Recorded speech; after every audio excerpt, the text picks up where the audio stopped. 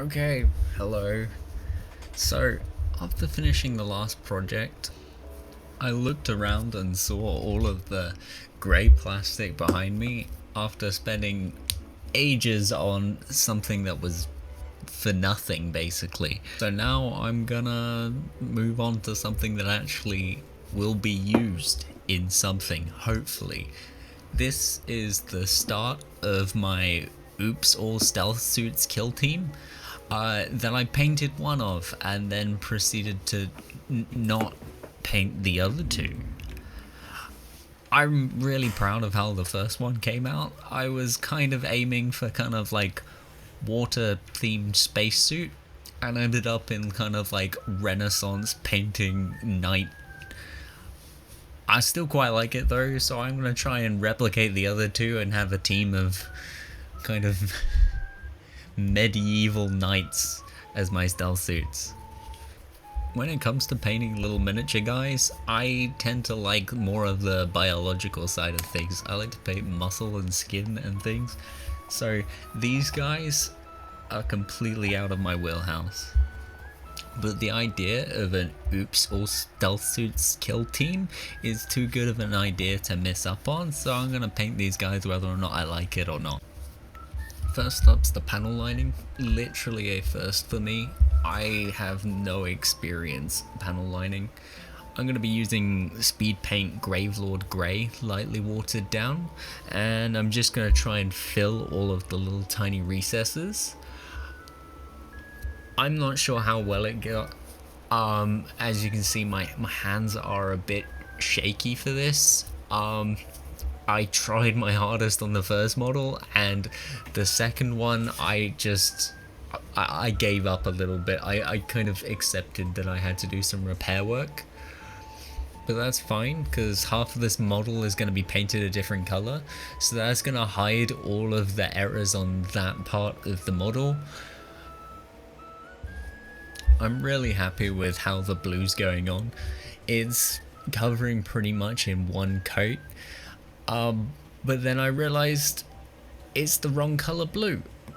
I can't find the original blue that I've used. It's not in my bag full of blue paints. So I'm just gonna say, screw it, I'm gonna make the next one green. I'm not 100% sold when I look at it like this. I probably should have just made it the same color blue, but I would, you know, if they're not gonna be the same color, I may as well do it anyway. I think the green one will look better with the gold on the sides, but now it's time for the bit that I've been dreading. Correcting all of the whites from the black overlining that I did. This was always going to be a painful part of the project, and it really made me regret not being better with the panel lining.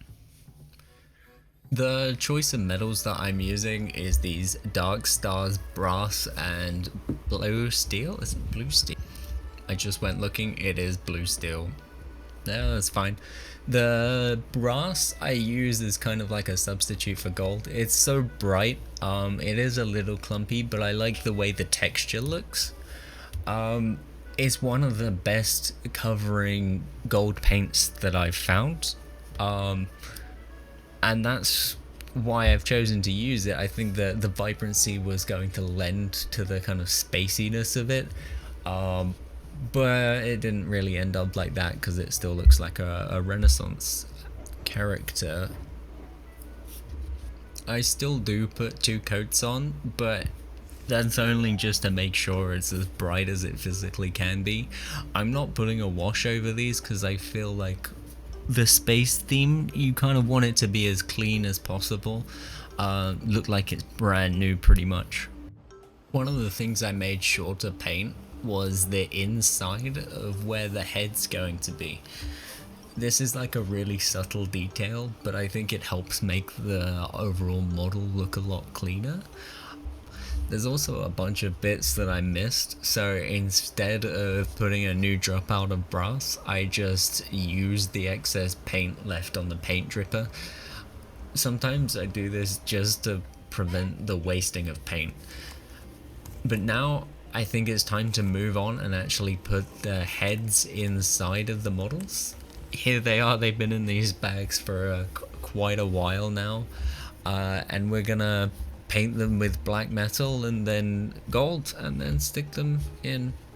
I'm just doing a very thin coat over the very outside of these models by taking as much paint as I can off of the brush while still being able to tell that it's gold. I'm just skimming over the top and make sure it doesn't drip any further into the model. Like most super glues, you can't actually use the applicator, so I'm gonna unscrew it and use a cocktail stick. I feel like this is how most super glue works. You use the applicator for about 2 times and then you go to dipping something in the screw off bit, and then eventually that stops working and then you just kind of break it open for one last go and buy a new one. After that, I'm now going to try and glaze on using some of these monument paints. I've got to use a medium with them because they split if you add too much water. This is my first time using a medium. I got it a long time ago. I've seen a lot of people be like, hey, don't buy mediums because you'll probably never use them. So I just put it in the back of my paint bag and never used it. But you really do need to add something to monument hobbies if you want it to be slightly transparent. They're so like full of pigment. So I'm doing panel lining. I'm pretty much just picking up like the hard edges with some whiter than the color I'm using. I'm gonna gradually go up to white and it should make it look more worn, and depending on how fine the gradient, the more stylized it will look. The first one I did was pretty like cell shaded, pretty cell shaded. That comes with like the harsh panel lining anyway. Considering the green one went so well, I'm gonna try experimenting even further with the blue one by choosing a different paint. We used sky blue and I'm gonna use turquoise for the panel lining. This should hopefully give some discoloration that might look really nice. The first thing I noticed when doing this though is that the addition of the army painter medium makes the paint shinier than the rest of the model. Monument paints are really matte, which is great because you get to control like the lighting and stuff, but mixing them together, it noticeably changes everything. I'm quickly putting like a bit of Nuln oil on the dark metals just to stop them from being as shiny, and also put it over the grey as well just to add some tone to it. Now this turquoise experiment barely shows up on the camera. I ended up adding a little bit of the green white on top as well to give it a bit of a kind of like a marine theme. I'm just gonna pick out like 1 or 2 details on each of the models with red as a kind of contrast to the rest of the model. Should make it look more kind of industrial as well. This is pretty much the painting done for me. But the next thing I have to tackle is the bases. Unfortunately, I had already made the 3 bases back when I made the first one. So we're just going to be attaching my 2 new models to the bases I originally had. I made these bases using IKEA heatproof mats that are cork based, by basically cutting them up, primering them, painting them grey, and then dry brushing over. It makes for like a really nice looking rock. Once again, I've got to go through my super glue and use a cocktail stick to glue them on top.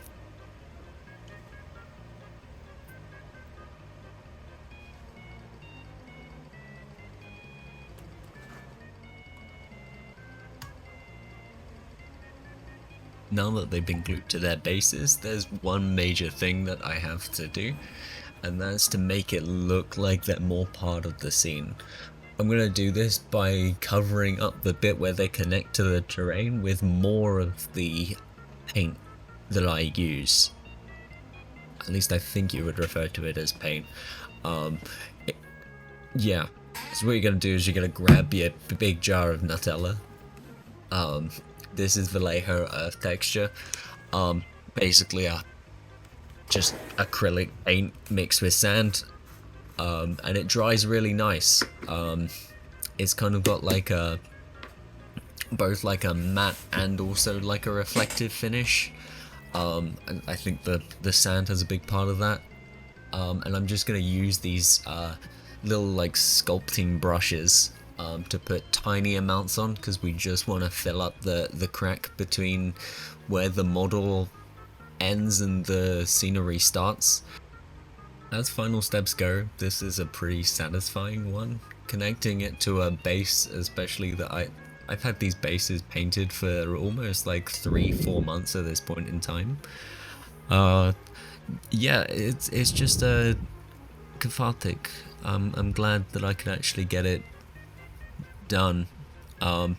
However, this is still only half of a team. I've got to make 3 more of these guys, which I'm not particularly looking forward to. As much as I liked these guys, and I like the way they came out, they're not really like my model of choice. Yeah, I'm not sure I'm really gonna paint more of them anytime soon. But here's what they look like. I'm glad they've looked as good as they do. I love the bases. I'm sure I'm gonna make more of these. And I like the paint scheme. I think having them as 3 different colors, especially when you're playing kill team, is more fun because it's also easier to keep a track of who's who. I like the way the green came out. The green and gold I knew was gonna help, but I still think the first one is my favorite by far. Anyway, that's the video. Thank you for watching. See ya.